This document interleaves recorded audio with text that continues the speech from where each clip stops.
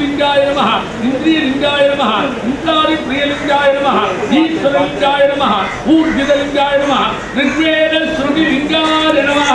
एकलिंगाय नमः ऐश्वर्यलिंगाय नमः ओंकारलिंगाय रोहिताय नमः शंकराय नमः मूलपाणाय नमः कट्टांगिने नमः विष्णुवल्लभाय नमः श्रीविष्टाय नमः अंबिकानाथाय नमः श्रीकंठाय नमः भक्तवत्सलाय नमः भवाय नमः सर्वाय नमः त्रिलोकेशाय नमः श्रीकंठाय नमः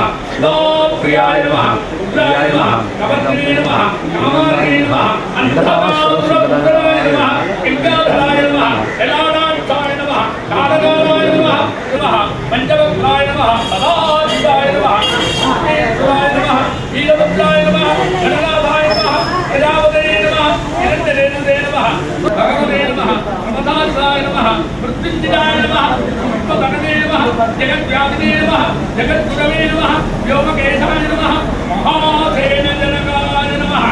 चारुविक्रमाय नमः रुद्राय नमः भूतपते नमः प्राणवे नमः अहिर्बुद्ध्याय नमः दिगम्बराय नमः अष्टमूर्तये नमः अनेकान्तरे नमः सात्विकाय नमः शुद्ध विग्रहाय नमः शाश्वताय नमः श्री नमः भक्तवक्त्राय नमः शिवाञ्जाय नमः उपकर महाश्रियाय नमः आदित्य नमः महाभोगाय नमः महाभुजाय नमः महाभागाय नमः महोत्साहाय नमः पूज्यांगाय नमः सुरवत्तिगाय नमः महाकालिने नमः महाभाषाय नमः महाकालाय नमः महाअंकुशाय नमः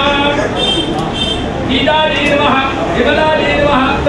सावित्र्यै नमः सुरभाय नमः देव्यै नमः दिव्यालंकारपूरिताय नमः वाग्देव्यै नमः वसुधाय नमः तीव्राय नमः महाभागाय नमः महाबलाय नमः भोगलाय नमः भारत्यै नमः भामाय नमः गोविन्दाय नमः गोमत्यै नमः जटिलाय नमः विंध्यवासाय नमः चण्डिकाय नमः वैष्णव्यै नमः ब्राह्म्यै नमः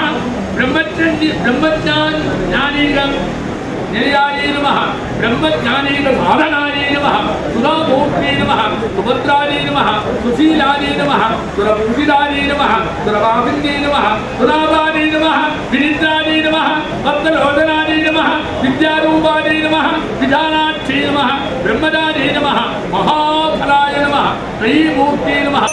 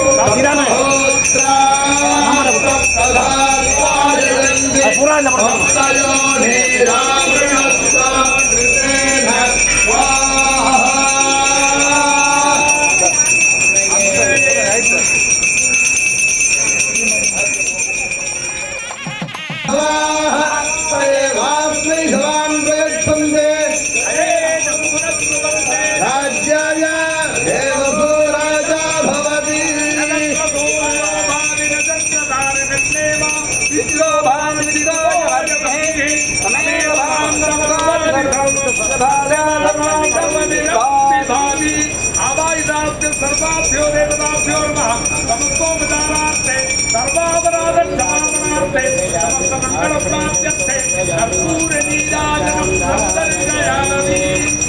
आनमनीयं समर्पयामि।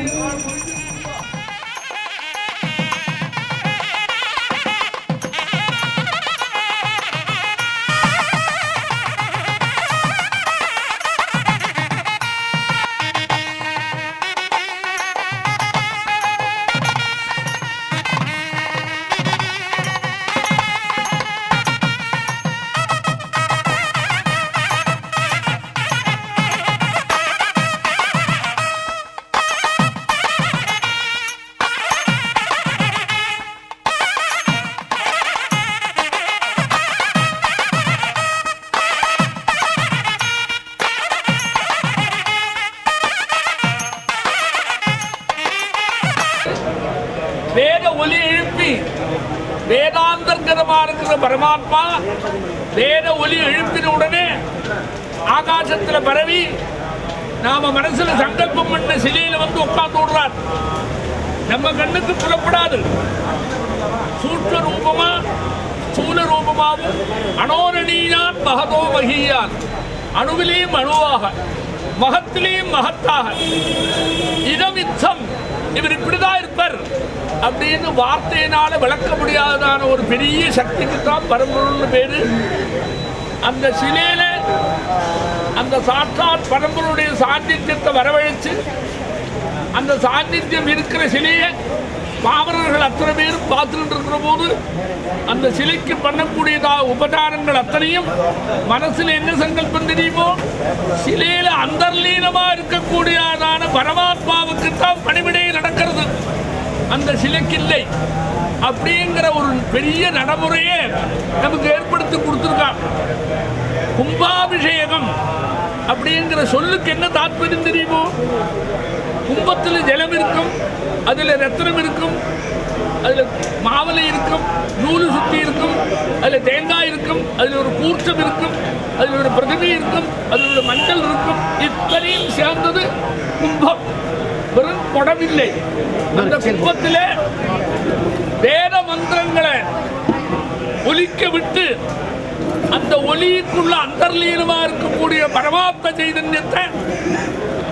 வேத மந்திரத்தினாலேயே கும்பத்தில் இருக்கிற ஜலத்திலே அவரை கொண்டு வந்து விடுறோம். ஆபூமி சர்வா தேவதாக, ஜலத்தில் எல்லா தேவதையும் குடியிருக்கும். அக்னி சர்வா தேவதாக, அதே மாதிரி அக்னியில எல்லா தேவதைகளும் குடியிருக்கும். அதனால்தான் ஹோமமும் கும்பத்தில் ஆவாகனமும் ரெண்டும் சேர்ந்து நடக்கிறதுக்கு பரம தாற்பயம்.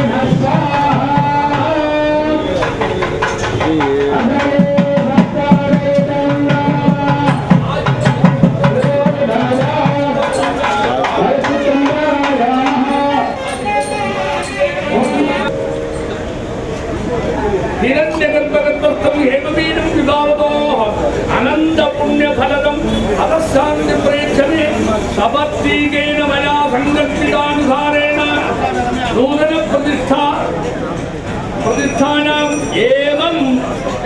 पुनः प्रतिष्ठानां